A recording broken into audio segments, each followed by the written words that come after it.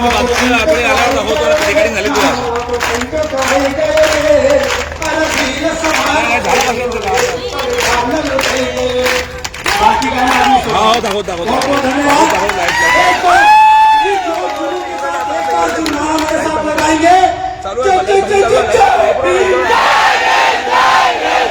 और जिस राज्य में डॉक्टर बाबा साहब अम्बेडकर जी का जन्म हुआ है उस राज्य में बाबा साहब के मूर्ति का अनावरण की अनुमति नहीं मिलती।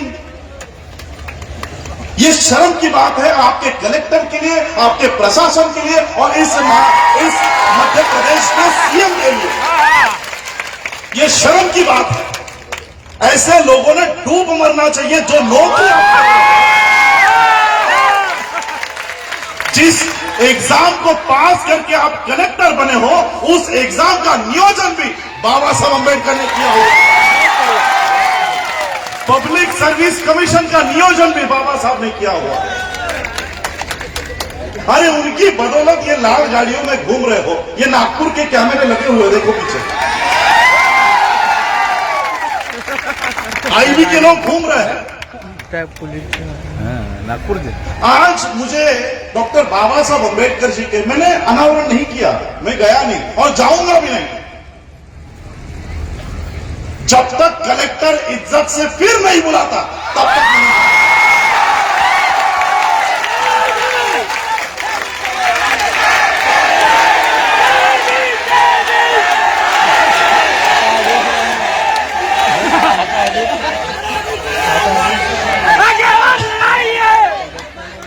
आज मुझे महाड़ के चौदार तालाब की याद आ रही है।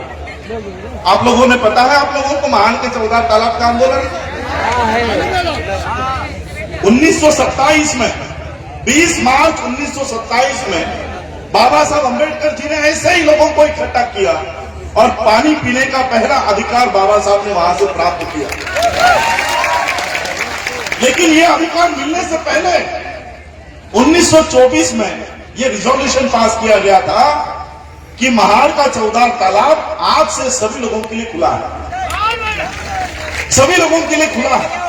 बाबा साहब ने देखा 1924 उलट गई, 1925 उलट गई। अच्छा ये देखो मुझे चिट्ठी आई है कि कलेक्टर महिला है।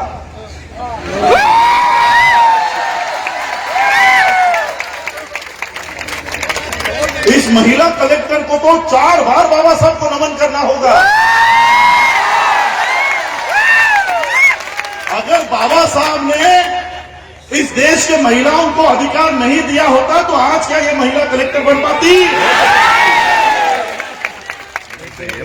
जिस मोहन भागवत के इशारे पर ये लोग काम कर रहे हैं वो मोहन भागवत महिलाओं के लिए क्या कहता है पता है?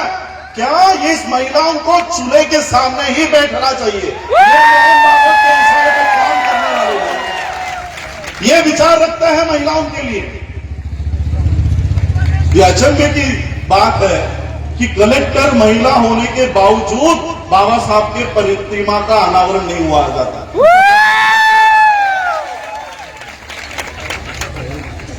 उन्नीस 1924 में जब महाड़ के चौदार तालाब का पानी पीने की अनुमति उस समय के म्युनिसिपालिटी, जैसे आज आपकी ग्राम पंचायत ने आपको अनुमति दे दी थी, उस समय के ग्राम पंचायत ने अनुमति दे दी थी कि यह तालाब आज से सबके लिए खुला है। लेकिन वहां का सवर्ण उसको लगा इन लोगों को कैसे अधिकार दे। हमारा समाज डरा हुआ था, हमारे लोग डरे हुए थे। बाबा साहब ने देखा 1924 चली गई, 1925 चला गया, ये लोग इंसान हैं, 2 हाथ 2 पैर वाले इंसान हैं। जानवर पानी पी रहा है लेकिन इंसान पानी नहीं पी रहा। कुत्ता भेड़ बकरी उस तालाब से पानी पी रहे हैं लेकिन इंसानों जैसे इंसान ये पानी को हाथ लगाने से डर रहे। बाबा साहब ने क्या किया? छोटे मीटिंगें ली, सभा ली और इन लोगों को इकट्ठा किया, इन लोगों में जान फूकी और 20 मार्च 1927 को इन सभी को इकट्ठा करके बाबा साहब उस महाड़ के चौदार तालाब पर गए। पहले बाबा साहब ने पानी पिया और बाबा साहब को देखते देखते 50,000 लोगों ने पानी पिया। ये पानी पीने का आंदोलन बाबा साहब नहीं कर रहे थे, आज आप यहाँ पर बाबा साहब की प्रतिमा का अनावरण कर रहे हो। आज आपको पता चलेगा ये बाबा साहब के प्रतिमा का अनावरण का कार्यक्रम हो ही नहीं रहा है। अब ये कुछ और ही हो रहा है। वो क्या हो रहा है मैं आपको थोड़ी देर में समझाऊंगा।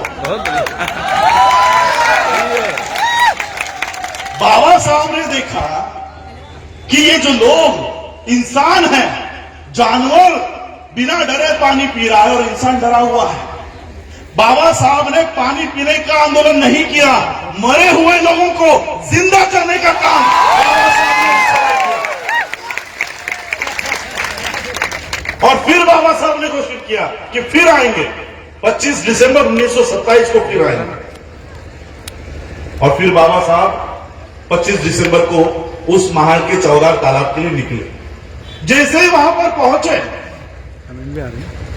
पुलिस वाला बाबा साहब को मिलने के लिए आया और पुलिस वाले ने कहा, अंग्रेज पुलिस वाले ने कहा कि बाबा साहब, सवर्णों ने कोर्ट में याचिका दायर की है कि आप ये 14 तालाब का पानी नहीं पी सकते और वहां पर स्टे ऑर्डर आया, इसलिए अगर आप वहां पर जाते हो तो मुझे आपको अरेस्ट करनी होगी और बाकी सभी कार्यकर्ताओं को अरेस्ट करना होगा।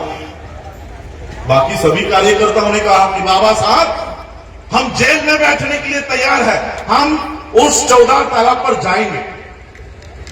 बाबा साहब सोच रहे थे कि क्या किया जाए, क्या किया जाए। अंग्रेज अधिकारी कह रहा था कि बाबा साहब, हम आपके अधिकार के खिलाफ नहीं हैं, बल्कि हमने ही तो आपको अधिकार दिया था। लेकिन यहां के सवर्णों ने आपके खिलाफ कोर्ट में याचिका की है और आपको रोक लगाई। बाबा साहब ने सोचा कि ये जो सवर्ण है, ये सवर्ण क्यों हमें पानी पीने नहीं दे रहा? क्योंकि उसके धर्म ग्रंथ में लिखा हुआ है। और उसका धर्म ग्रंथ कौन सा है? मनुस्मृति। मनुस्मृति में लिखा हुआ है। जब बाबा साहब को पता चला कि इस मनुस्मृति के कानून के अनुसार हमको पानी पीने के लिए जाने से मनाही किया जा रहा है, तब बाबा साहब महाड़ के 14 तालाब पर नहीं गए, बल्कि उस मनुस्मृति को बाबा साहब ने जला दिया कि इस मनुस्मृति के लिए आप हमको पानी पीने नहीं दे रहे हो, इस मनुस्मृति के लिखे हुए कानून के लिए आप हमको महाड़ के 14 तालाब पर जाने के लिए नहीं दे रहे हो। बाबा साहब ने 25 दिसंबर 1927 को जो मनुस्मृति चलाई है, आज 2021 तक वो अपना सर भी ऊपर उठा नहीं पा रही है। अब यही प्रसंग 2021 में थोड़ा सा ज्वाइन करके देखो। आपका ग्राम पंचायत आपको बाबा साहब के मूर्ति का अनावरण करने की परमिशन देती है कि नहीं देती है? लेकिन आपका कलेक्टर, आपका प्रशासन कहता है कि नहीं देंगे। अब मुझे बताओ, आप इंसान हो? अगर आप किसी कुत्ते को पत्थर मारते हो तो वो कुत्ता पत्थर को काटेगा या मारने वाले को काटेगा? तो ये जो कलेक्टर है, ये पत्थर है।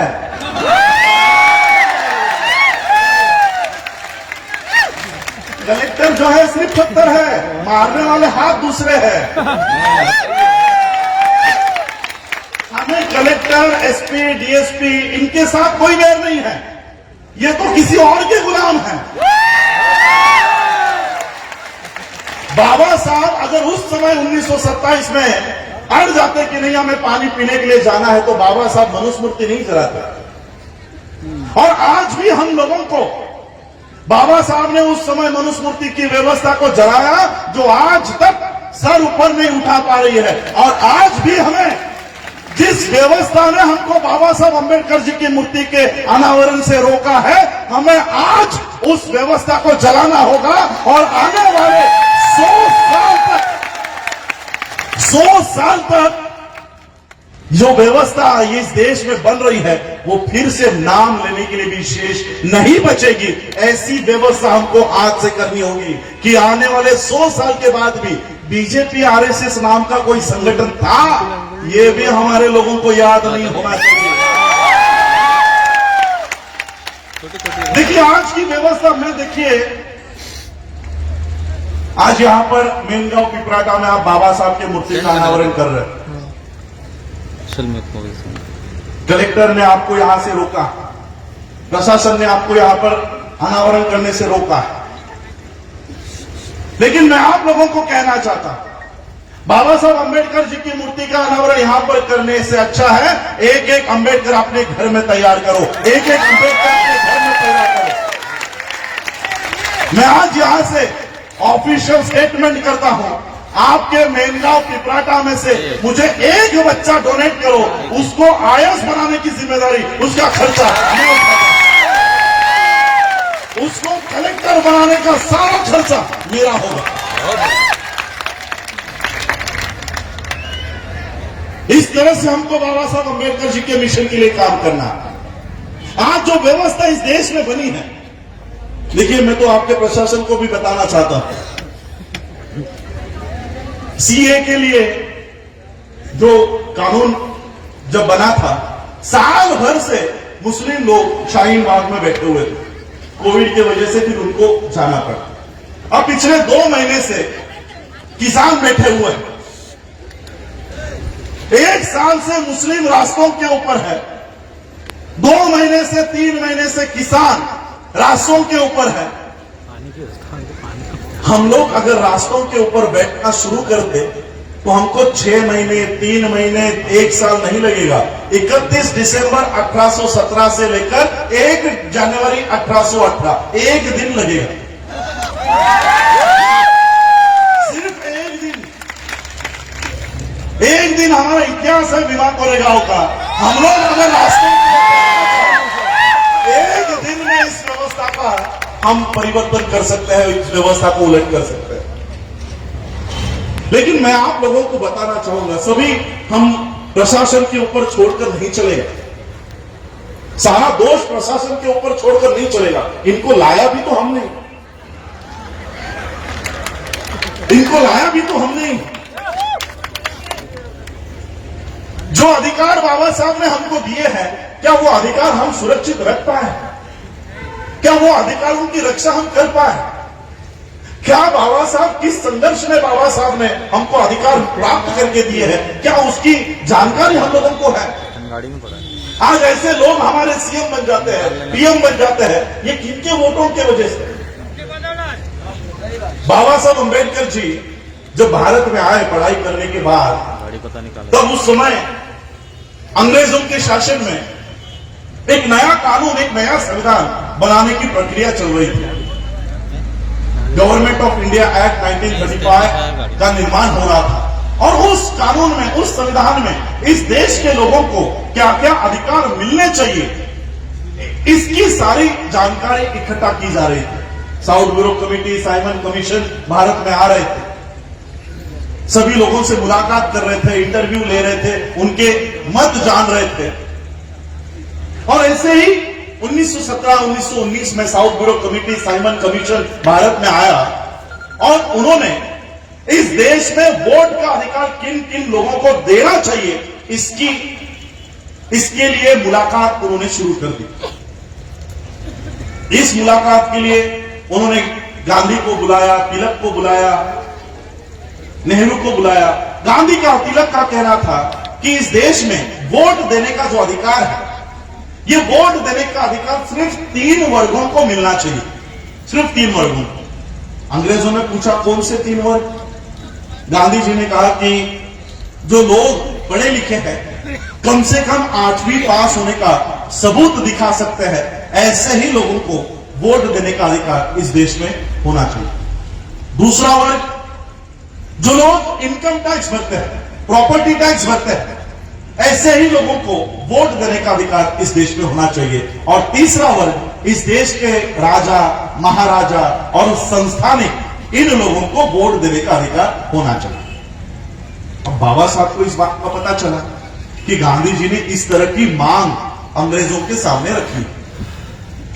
बाबा साहब अंबेडकर जी ने साउथ ब्यूरो कमेटी को, साइमन कमीशन को मुलाकात देकर कहा कि गांधी जी के निकषों के अनुसार, उनके इच्छा के अनुसार अगर आप इस देश में वोट देने का अधिकार लागू करोगे तो हमारे लोगों को वोट देने का अधिकार ही नहीं मिलेगा। अंग्रेजों ने पूछा कैसे नहीं मिलेगा, हमें बताओ। बाबा साहब ने कहा, मनुस्मृति के कानून के अनुसार हम लोगों को पढ़ाई लिखाई करने का अधिकार ही नहीं है। अगर पढ़ाई लिखाई करने का अधिकार ही नहीं हो तो 8वीं पास होने का सबूत कहां से लाएंगे? मनुस्मृति के अनुसार हम लोगों को पैसा इकट्ठा करने का अधिकार नहीं है, नौकरी करने का अधिकार नहीं है, व्यवसाय बिजनेस करने का अधिकार नहीं है। अगर हम लोगों के पास पैसे ही नहीं हो तो टैक्स किसके ऊपर भरेंगे? टैक्स की रिसीट कहां से लाएंगे?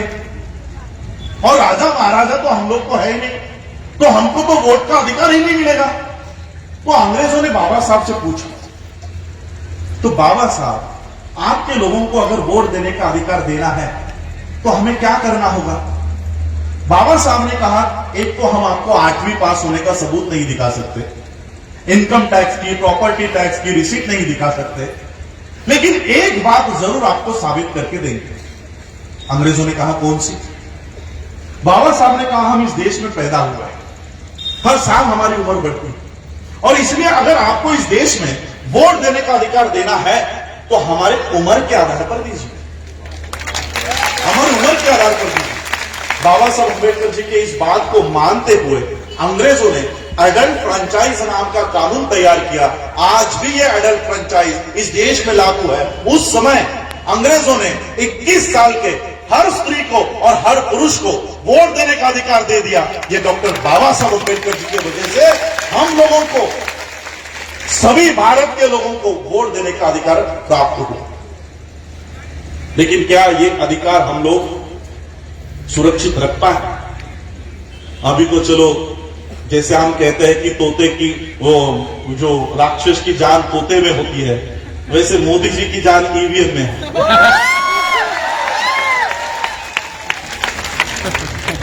तो ये ईवीएम का टेटवा जैसे ही दबेगा, बीजेपी गिरते गिरते गिरते गिरते जीरो हो जाएगा।